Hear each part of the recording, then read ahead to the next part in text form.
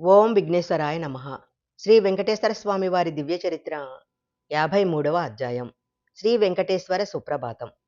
శ్రీ వెంకటేశ్వర సుప్రభాతము కలియుగ వైకుంఠపతి వెంకటేశ్వరుని సుప్రభాత సేవలో కీర్తించే స్తోత్రము.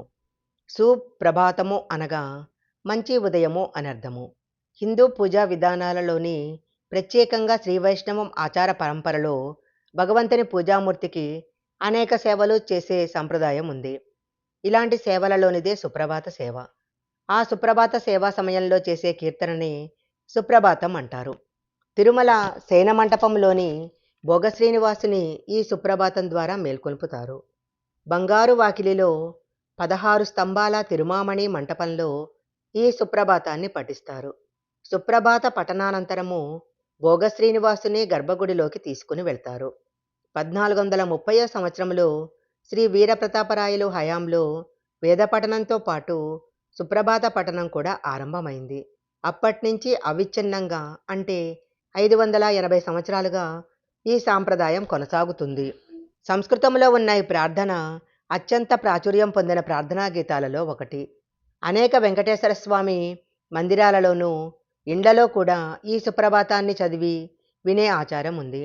చాలా శైవ వైష్ణవ మందిరాలలో సుప్రభాతం చదివే సాంప్రదాయం ఉన్నా సుప్రభాతం అనగానే వెంకటేశ్వర సుప్రభాతం స్మరణకు రావటం కద్దు. జగద్విఖ్యాతమైన శ్రీ వెంకటేశ్వర సుప్రభాతం స్తోత్రాన్ని ప్రతివాద భయంకర అన్నంగారాచార్య లేదా అన్నన్ స్వామి రచించారు. ఇతడు క్రీస్తు శకము 1361 సంవత్సరంలో అనంతాచార్యులు మరియు ఆండాళ్ దంపతులకు కంచి పట్టణంలో జన్మించారు.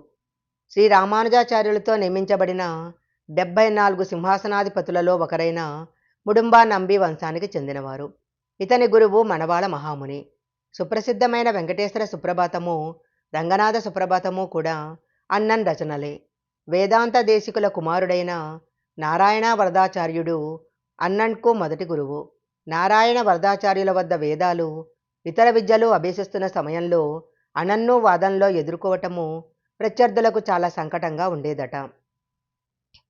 నృసింహమిశ్రుడనే అద్వైత పండితుని వాదనలో ఓడించినప్పుడు మనవాళ మహాముని అన్నన్కు ప్రతివాద భయంకర అనే బిరుదు ఇచ్చాడట.